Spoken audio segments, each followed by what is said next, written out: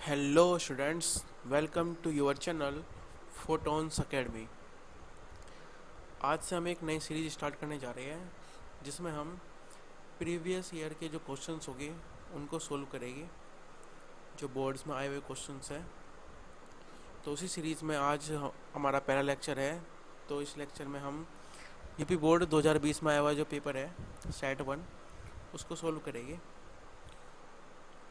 और इसका जो सॉल्यूशन रहेगा वो कुछ पार्ट्स में रहेगा डिवाइड, क्योंकि एक वीडियो में कवर करना काफ़ी लेंथी हो जाएगी वीडियो, करीब 1-2 घंटे की, और समझाना भी होता है तो इसलिए 3-4 घंटे तक जा सकती है। तो इसलिए इसको हम छोटे छोटे पार्ट्स में डिवाइड करके तब सोल्व करेंगे, ठीक है।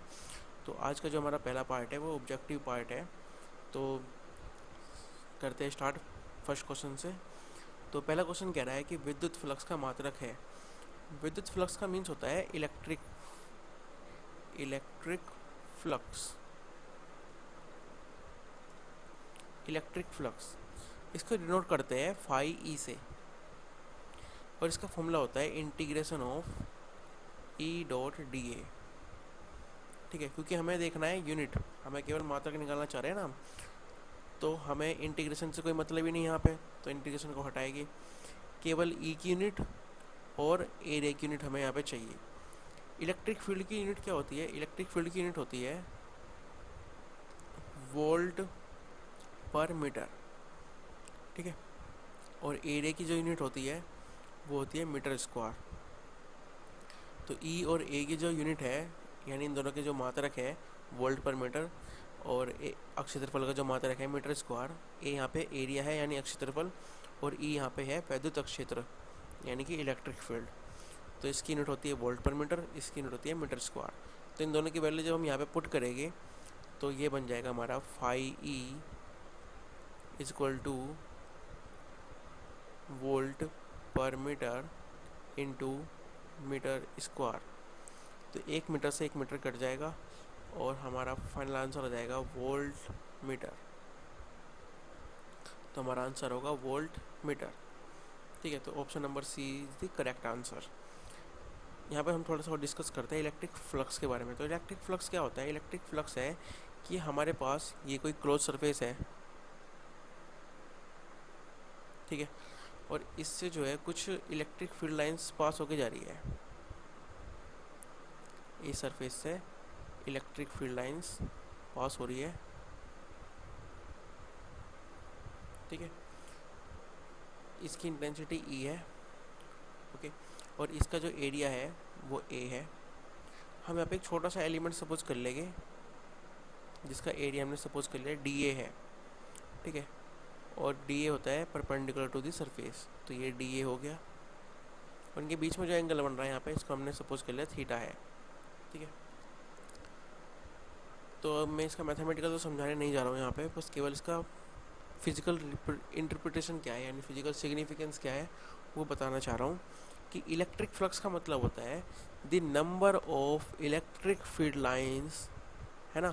इन इलेक्ट्रिक फील्ड लाइंस की जो काउंटिंग है, नंबर्स है, कितनी इलेक्ट्रिक फील्ड लाइंस पास होके जा रही है, ठीक है। The number of electric field lines passing through any close surface.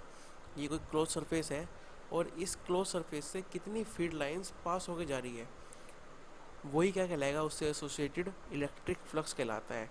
यानी कि कोई बंद निकाय है हमारे पास, कोई बंद सरफेस है यानी कि एक क्षेत्रफल है, ठीक है, किसी बंद पृष्ठ से। तो कोई बंद पृष्ठ है, तो किसी बंद पृष्ठ से गुजरने वाली वैद्युत बल रेखाओं की जो संख्या है उनको उस पृष्ठ से परिबद्ध वैद्युत फ्लक्स कहते हैं, ठीक है। तो ये है इसका फिजिकल सिग्निफिकेंस, यानी मतलब क्या है इलेक्ट्रिक फ्लक्स का। तो ये इलेक्ट्रिक फ्लक्स होता है number of electric field lines, यानी कि वैद्युत बल रेखाओं की संख्या जो कि किसी बंद परिपथ से होकर गुजर रही है या बंद परिसीमा से होकर गुजर रही है। इसकी जो बाउंड्री है वो क्लोज्ड है, तो क्लोज सरफेस से जो के पास जा रही है। नेक्स्ट क्वेश्चन कहता है कि एक 24 ओम प्रतिरोध वाले तार को एक संभाव्य त्रिभुज के रूप में जोड़ा जाता है। यानी कि कोई तार है हमारे पास जिसका प्रतिरोध 24 ओम है, 24 ओम है, रेजिस्टेंस जो है इसका 24 ओम है, और इस वायर को यानी इस तार को हमने एक समबाहु त्रिभुज की फॉर्म में इसको फोल्ड कर दिया। ठीक है, कह रहा है कि किन्हीं दो शीर्षों के बीच प्रभावी प्रतिरोध निम्नलिखित होता है। यानी कोई भी दो शीर्ष ले सकते हैं हम, यहाँ पे हमारी चॉइस है। तो इसको हम नाम देते हैं कुछ कि ए, बी एंड सी। ठीक है, तो मान लो हम बी और सी के बीच निकालना चाह रहे हैं, ये दो शीर्ष हो गए हमारे। ठीक है, इन दो शीर्षों के बीच निकालना चाह रहे हैं। तो हमारे पास टोटल रेजिस्टेंस क्या था वायर का, 24 ओम। लेकिन जैसे हमने इस वायर को फोल्ड किया, अब ये रेजिस्टेंस जो है इसकी साइड्स में इक्वली डिस्ट्रीब्यूट हो जाएगा। तो इसका मतलब है एक साइड का जो रेजिस्टेंस होगा वो क्या होगा कि टोटल साइड से इसको डिवाइड कर दो, तो 24 डिवाइड बाई 3, तो क्या आ जाएगा 8 ओम। यानी एक साइड का जो रेजिस्टेंस है, इस साइड का जो रेजिस्टेंस है ये 8 ओम है, इस साइड का जो रेजिस्टेंस है ये भी 8 ओम है, और इस साइड का जो रेजिस्टेंस है ये भी 8 ओम है। ठीक है, अब क्या करेंगे कि ये दोनों के दोनों जो रेजिस्टेंस है ना, हमने सपोज करा हम बी और सी के बीच निकालना चाह रहे हैं, तो बी और सी के को छोड़कर बाकी दोनों को पहले सोल्व किया जाएगा। तो 8 और 2 आपस में क्या है, श्रेणी क्रम में है, यानी सीरीज कॉम्बिनेशन में है। ये 8 और 8 आपस में कहीं में है, सीरीज कॉम्बिनेशन में है। ए सी साइड में लगा हुआ रेजिस्टेंस और ए बी साइड में लगा हुआ रेजिस्टेंस आपस में श्रेणी क्रम में है। और हमें पता है कि जब श्रेणी क्रम में होता है तो डायरेक्ट उनका योग हो जाता है, R1 प्लस R2। फॉर्मूला क्या है हमारे पास श्रेणी क्रम का, हमने मान लिया इनका इक्विवेलेंट R डैश होगा, तो इसका फॉर्मूला होगा R1 प्लस R2। ठीक है, हमने सपोज करा ये R1 है, ये R2 है और ये R3 है। ठीक है, तो R1 और R2 आपस में सीरीज में हो गए। अब इन दोनों को हटाएंगे, इन दोनों का योग यहाँ पे लगा देंगे, कितना आ जाएगा 16 ओम।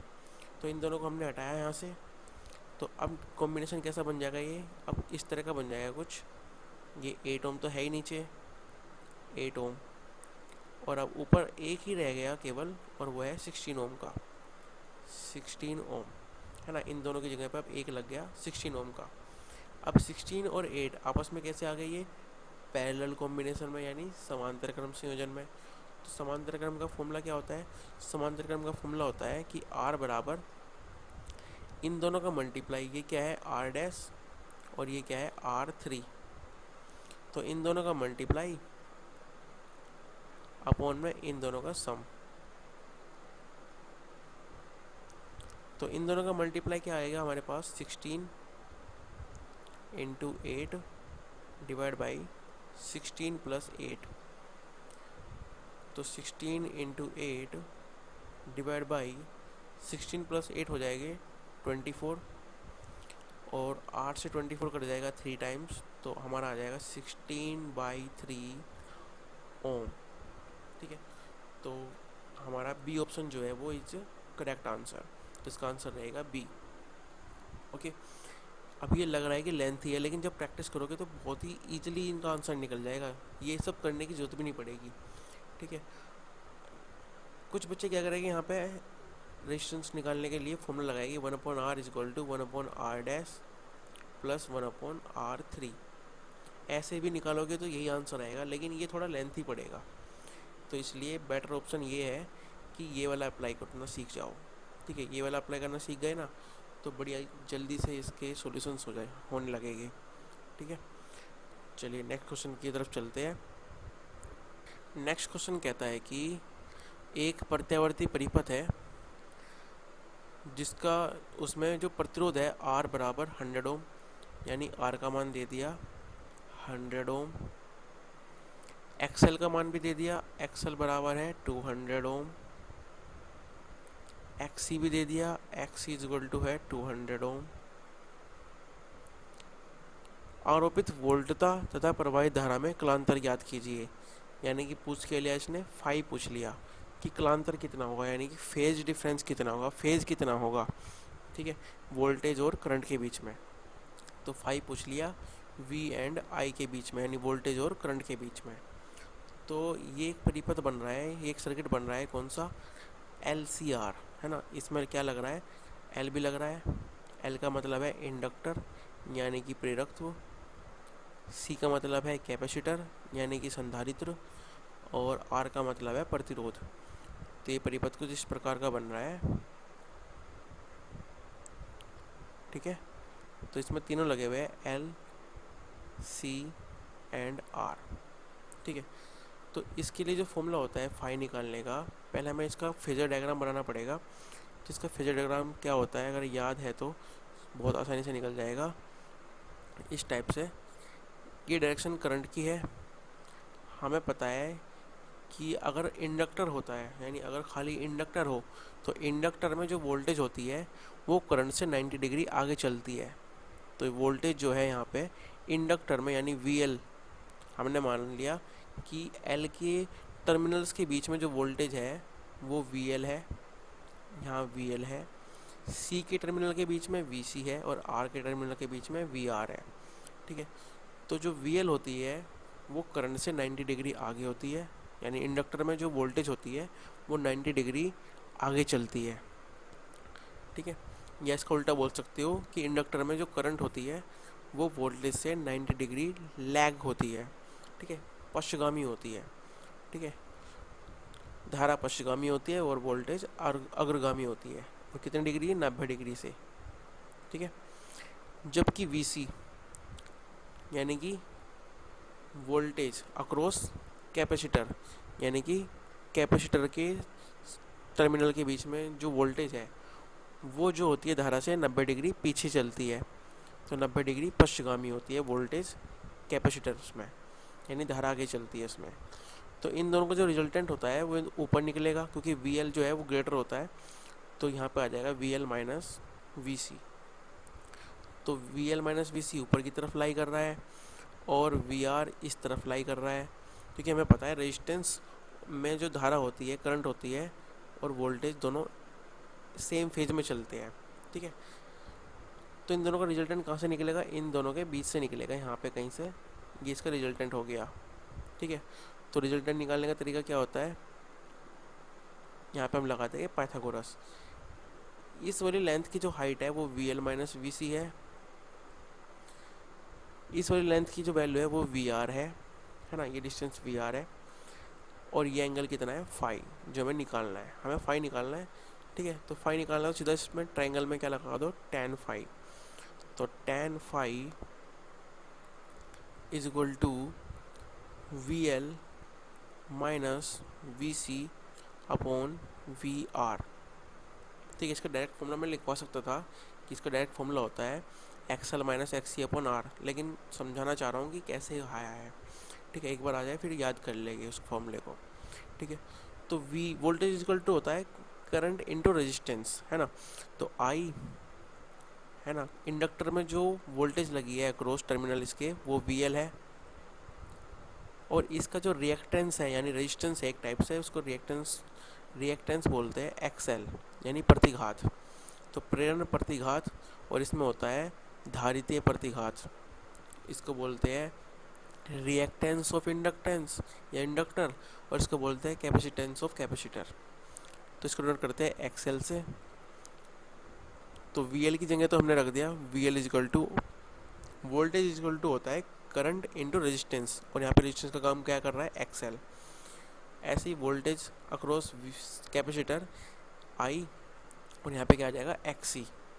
तो IXL माइनस IXC अपॉन, और वोल्ट नीचे रेजिस्टेंस है, रेजिस्टेंस के अक्रॉस हमें पता ही है IR होता है, ओम्स का लो। तो IR ऊपर और नीचे दोनों में से ऊपर से I को बनाया और वो I से नीचे का I कैंसिल आउट हो जाएगा। तो tan phi is equal to I XL minus XC upon IR, और इस I से ये I कैंसिल हो गया। ये जो फॉर्मूला है ये है डायरेक्ट फॉर्मूला जो मैं याद होना चाहिए कि tan phi is equal to होगा XL minus XC upon R। XL दे रखा है 200, XC भी कितना दे रखा है? 200 अपॉन R। तो R की वैल्यू भी दे रखी है, वैसे लिखो चाहे ना लिखो, क्योंकि ऊपर वैल्यू 0 बन चुकी है। तो tan phi is equal to क्या आ गया? 0। तो जब tan phi is equal to 0 है तो फाई इजकल टू भी क्या हो जाएगा 0 डिग्री। तो हमारा आंसर क्या होगा 0 डिग्री। इसका मतलब है कि जो फेज डिफरेंस होगा दोनों के बीच में वो 0 डिग्री का रहेगा। ठीक है, चलते हैं नेक्स्ट क्वेश्चन की तरफ। इसके बाद अगला क्वेश्चन कह रहा है कि यदि ध्रुवन कोण अल्फा तथा क्रांतिक कोण बीटा हो तो क्रांतिक कोण का फॉर्मूला हमें पता होता है क्या होता है। तो n is equal to 1/sin c, ये फॉर्मूला होता है क्रांतिक कोण और अपवर्तनांक के बीच में, यानी कि क्रिटिकल एंगल और रिफ्रैक्टिव इंडेक्स के बीच में ये रिलेशन होती है कि n is equal to 1/sin c। और एक और लॉ यहाँ पे यूज़ होगा, उसको कहते हैं वुस्टर्स लॉ। ठीक है, तो वुस्टर्स लॉ क्या कहता है कि n इज इक्वल टू होता है tan अल्फा, यानी कि ध्रुवन कोण। यहाँ पे क्या आएगा पोलराइजेशन एंगल आएगा, यहाँ पे एंगल ऑफ पोलराइजेशन। ठीक है, और साइन सी यानी क्रांतिक कोण यानी कि क्रिटिकल एंगल इसने दे रखा है बीटा, तो सी की जगह क्या बन जाएगा, सी की जगह आ जाएगा बीटा, तो ये आ जाएगा बीटा। अब हमें पता है कि n इज इक्वल टू होता है 1/sin बीटा और n इज इक्वल टू होता है tan alpha by Brewster's law. तो ये वैल्यू इसमें पुट कर देंगे, तो tan alpha into is equal to 1/sin beta. इस साइन को इधर भेज दो तो हमारे पास रिलेशन आ जाएगी tan alpha into sine beta is equal to 1। देखो ये रिलेशन कौन से में बन रही है, ये रिलेशन आ जाएगी हमारे पास में। तो tan alpha into sine beta is equal to 1, तो पहला ही आंसर इसमें करेक्ट है। ठीक है, चलते हैं नेक्स्ट क्वेश्चन की तरफ। उसके बाद नेक्स्ट क्वेश्चन ये कह रहा है कि भाई एक ही वेग से गतिमान निम्नलिखित में से किस कण की डी ब्रोगली तरंगदैर्ध्य अधिकतम होती है ना। सबसे पहले तो हमें फॉर्मूला पता होना चाहिए डी ब्रोगली तरंगदैर्ध्य का फॉर्मूला क्या है। तो डी ब्रोगली तरंगदैर्ध्य का फॉर्मूला है lambda is equal to h/mv। इसने कहा कि एक ही वेग से गतिमान है, ये सभी के सभी कण क्या है, एक ही वेग से गतिमान है, तो यानी कि वेलोसिटी जो है वो तो हो गई कांस्टेंट, जो वेलोसिटी है ये तो हो गई कांस्टेंट। तो कांस्टेंट हो गई तो इसको हम प्रोपोर्शनल में ले जा सकते हैं। तो लैम्डा रेसिप्रोकल टू मास, यानी कि जो तरंगदैर्ध्य है वो रेसिप्रोकल यानी व्युत्क्रमानुपाती हो गई द्रव्यमान के। ठीक है, तो यानी कि जिसका द्रव्यमान अधिक होगा उसकी तरंगदैर्ध्य कम हो गई। ठीक है, यानी इसकी वेवलेंथ कम होगी। अब देखो इसमें सबसे ज़्यादा इसने पूछा कि किसकी तरंगदैर्ध्य अधिकतम होगी, हमें लैम्डा अधिकतम चाहिए। तो लैम्डा अधिकतम कब होगा, जब द्रव्यमान निम्नतम होगा, है ना। m सबसे कम होगा जिसका, उसका ही लैम्डा सबसे अधिक होगा। तो प्रोटॉन, न्यूट्रॉन, अल्फा कण और इलेक्ट्रॉन में सबसे कम मास किसका होता है, और ये बात हम सभी को पता है कि सबसे मास होता है कम इलेक्ट्रॉन का। इलेक्ट्रॉन का मास होता है 9.1 10⁻³ किलोग्राम, जबकि प्रोटॉन और न्यूट्रॉन का मास कितना होता है 1.67 इंटू 10⁻27 किलोग्राम। ठीक है, अल्फा कण का द्रव्यमान कितना होता है, अल्फा कण इनसे भी ज़्यादा हैवी होगा, क्योंकि अल्फा कण में 2 प्रोटॉन होते हैं और 2 न्यूट्रॉन होते हैं, तो इसका 4 टाइम्स हो जाएगा अल्फा पार्टिकल का मास। तो सबसे हल्का कौन है, तो सबसे हल्का कौन सा है, इलेक्ट्रॉन। तो सबसे हल्का जो होगा उसकी तरंगदैर्ध्य सबसे ज़्यादा होगी, तो लैम्डा इसकी सबसे ज़्यादा रहेगी। ठीक है, अगर ये पूछ लेता कि सबसे कम किसकी होगी, तो सबसे कम किसकी होगी, मास सबसे ज़्यादा किसका है, अल्फा कण का है, क्योंकि अल्फा कण का मास 4 गुना है। ठीक है, प्रोटॉन के द्रव्यमान का है, न्यूट्रॉन के द्रव्यमान का, तो इसीलिए लैम्डा जो है सबसे कम किसकी होगी, अल्फा कण की होगी। तो इस वाले क्वेश्चन का हमारा आंसर होगा इलेक्ट्रॉन। लेकिन अगर ये क्वेश्चन इस तरह पूछता कि सबसे कम तरंगदैर्ध्य किसकी है, तो हमारा आंसर होता था वो अल्फा कण। ठीक है, नेक्स्ट क्वेश्चन की तरफ चलते हैं। नेक्स्ट क्वेश्चन कहता है कि प्रकाश वैद्युत प्रभाव के प्रयोग में आपतित प्रकाश की आवृत्ति न्यू तथा निरोधी विभव V0 के बीच खींचे गए वक्र की ढाल होती है। तो हमारे पास आइंस्टीन की प्रकाश वैद्युत समीकरण है। क्या कहती है वो समीकरण कि h nu is equal to h nu naught plus kinetic energy यानी ई वी नोट। यहाँ पे काइनेटिक एनर्जी आता है के ई, है ना। चलो वैसे बताते हैं। यहाँ पे क्या आता है, काइनेटिक एनर्जी आती है h nu is equal to h nu naught plus kinetic energy. ऐसे है ये एक्सप्रेशन। लेकिन काइनेटिक एनर्जी किसके इक्वल होती है, ये बात हम जानते ही। Kinetic energy is equal to होती है ई वी नोट, है ना। तो ये भी तो काइनेटिक एनर्जी है ई वी नोट। तो हमने काइनेटिक एनर्जी की जगह पे ई वी नोट प्लेस कर दिया, जहाँ पे वी नोट क्या है, निरोधी विभव है, यानी स्टॉपिंग पोटेंशियल है या कट ऑफ पोटेंशियल बोलते हैं इसको, ठीक है। तो h nu is equal to h nu naught plus e V naught. इसने ग्राफ का है वी नोट और वी के बीच में, तो वी नोट और न्यू के बीच में ग्राफ हमारा आ गया। क्या करेंगे, हम इनको थोड़ा मैनेज कर लेते हैं इक्वेशंस को। इसको इस तरह भेज देते हैं। तो ई वी नोट को तो यहीं रखा हमने, इस वैल्यू को उधर भेज दिया। तो h new minus H nu note, और इस पूरी इक्वेशन को ई से डिवाइड कर दो। तो nu V naught is equal to h upon e nu minus h upon e nu note.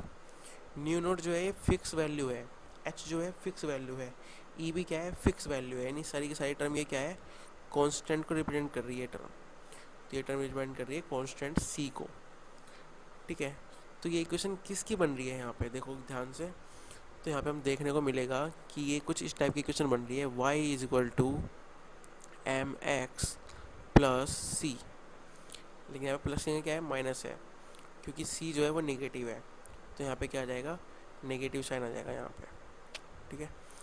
M x minus सी, ये इक्वेशन बन रही है स्ट्रेट लाइन की। तो इसका ग्राफ कुछ इस टाइप का होगा, ठीक है। स्ट्रेट लाइन की है तो इसका ग्राफ जो रहेगा वो ड्रॉपिंग ग्राफ रहेगा, गिरता हुआ ग्राफ बनेगा यहाँ पे इस टाइप से, ठीक है। नीचे की तरफ गिरता हुआ ग्राफ एम एक्स माइनस सी, ठीक है। तो हम क्या निकालना चाह रहे हैं, इसकी ढाल निकालना चाह रहे हैं, यानी कि इसका स्लोप निकालना चाह रहे हैं। तो इसका स्लोप क्या रहेगा, तो कंपेयर करते हैं। m जो होता है यहाँ पे, m होता है स्लोप। तो इस इक्वेशन में m की जगह क्या है, h अपॉन ई। तो स्लोप इज इक्वल टू क्या आएगा, h अपॉन ई। ये हमारा क्या होगा, स्लोप होगा, ठीक है। तो ये ऑप्शन हमारा कौन सा ठीक है, यहाँ पे बी ऑप्शन यहाँ पे हमारा एकदम करेक्ट है। तो आज के लिए इतना, और चैनल को लाइक और सब्सक्राइब और शेयर ज़रूर कीजिए अपने दोस्तों तक, जो 10th-12th कर रहा है उन तक पहुँचाइए इस वीडियो को, ताकि उनको भी हेल्प मिल सके। बहुत ही इंपॉर्टेंट क्वेश्चंस मैं करा रहा हूँ यहाँ पे, यूपी बोर्ड के और सीबीएसई बोर्ड के भी चलेंगे, ठीक है। तो ज़रूर इसको शेयर कीजिए और लाइक कीजिए एंड सब्सक्राइब ज़रूर कीजिए, ठीक है। ओके, मिलते हैं आपको